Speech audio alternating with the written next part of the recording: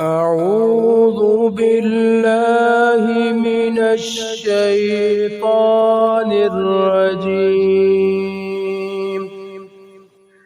بسم الله الرحمن الرحيم. ألهاكم التكاثر حتى زرتم المقابر. كلا سوف تعلمون ثم كلا سوف تعلمون. كلا لو تعلمون علم اليقين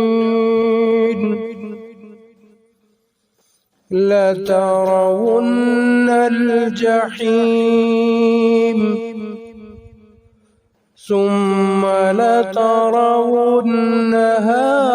عين اليقين